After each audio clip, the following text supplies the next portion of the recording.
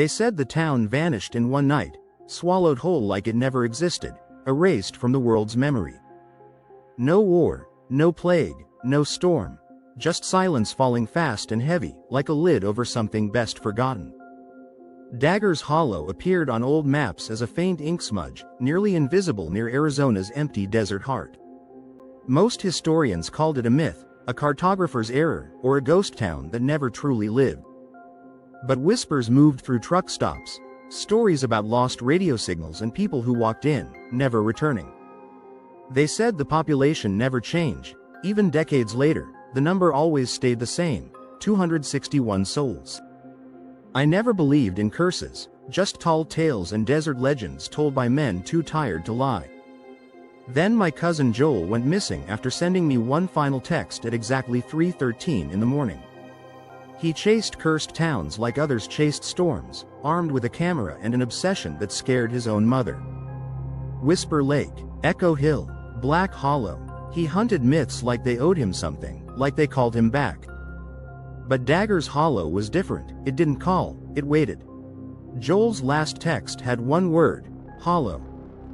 No location, no image, just that word at a cursed hour that changed everything in my life. I found his journal later, buried under maps and receipts, with the last page holding a set of coordinates. They led into the desert where roads crumbled, time forgot itself, and machines stopped obeying the laws of reality. I followed them with doubt in my chest and sand in my mouth, trying not to look afraid. But something in the air felt wrong, like even the sun didn't want to look too closely anymore.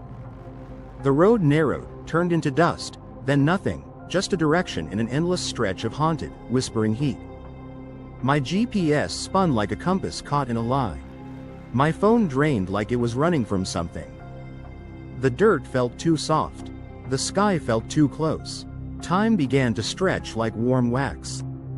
A graveyard appeared without warning, wooden crosses without names, like placeholders for people not yet dead.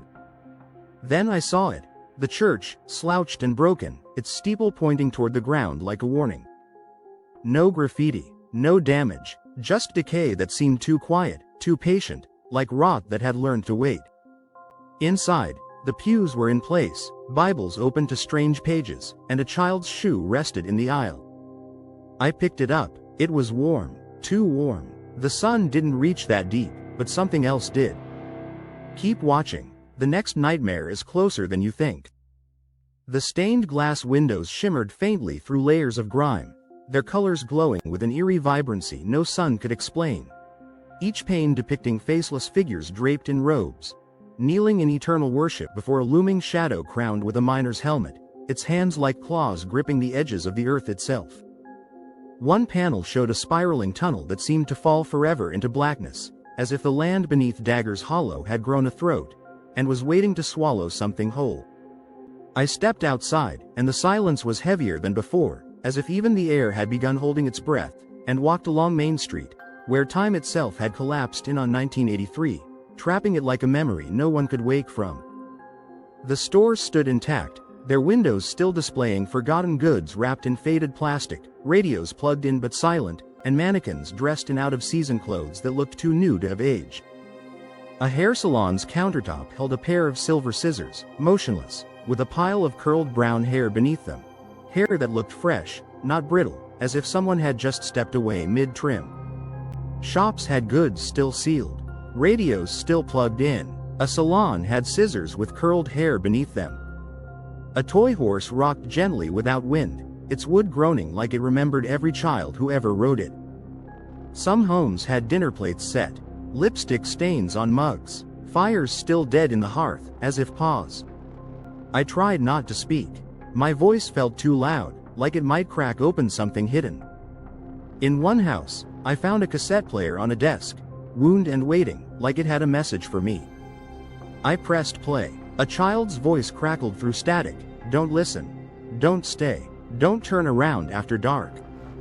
On the back, written in what looked like red ink, they hear better when everything is quiet. I didn't ask who they were. I already knew. My body knew. The silence knew. I ran toward my car, but the road I came in on was gone, replaced with buildings I hadn't seen. The town shifted, turned itself around like a maze that learned how to trap its prey. My car tires were shredded, windows fogged from the inside. On the windshield. "Why did you come?" I wiped it off. It returned seconds later. "You're number 261. I backed away, heart in my throat. Every path I took curved back to Main Street, past the same sale signs and same dead flowers. On my fourth loop, I saw something new. Behind the post office, a tree with photographs nailed to its bark. The first photo showed Joel by the church, smiling, but behind him, a tall figure stood. Its face was smooth, blank. It wore a miner's helmet. Its fists were clenched too tightly to be human. I tore down the photo. Beneath it, another, then another, dozens, all different. The figure got clearer in each.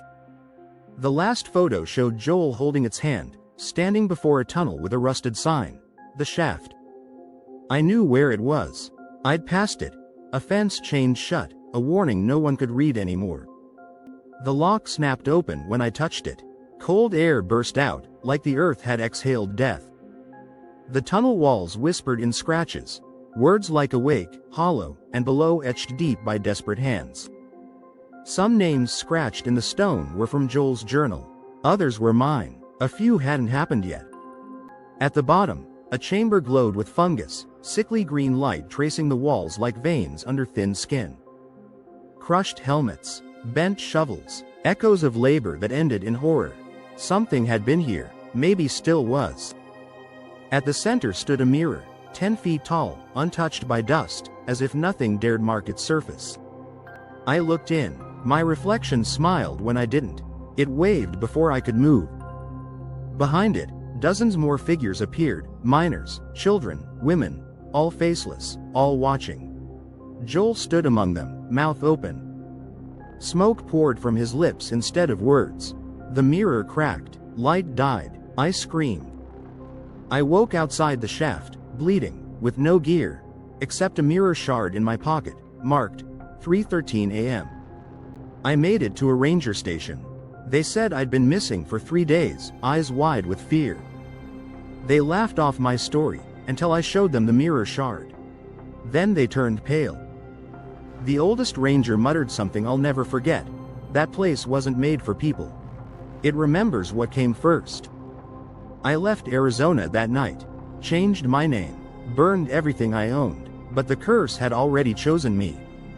Every August 13th, at 3:13 a.m., my phone rings. No number, just static, and the clang of a pickaxe.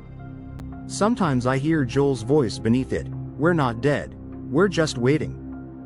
I smashed every mirror, covered every window, but reflections don't need glass anymore. I saw him once in a puddle, then again in a photo, my eye reflecting his smile. Last night, I saw him standing behind me in the bedroom mirror, face blank, just breathing. When I turned, nothing was there, but steam formed one word on the mirror, 261. That's how many people were in Dagger's Hollow. That's how many have vanished. I did the math. I'm the last one. I'm number 261. Tonight's the end. I've blocked all light, covered every screen, but my phone still flashes hollow. It turns on by itself. Even when unplugged, it shows Joel's eyes now, watching, gentle and unbearably sad. So if you find this message, know this: don't go searching for me. Don't speak the town's name aloud. And if you ever hear a knock at 3:13 a.m., don't look in the mirror. Don't open the door. Some towns don't die, they dream, and now they know you know. Coming up next, that will haunt your nights and echo in your silence. Number 1, Japan Cursed Doll Horror Story. Number 2, The Ghost Station. Subscribe and stay with us. The horror has just begun.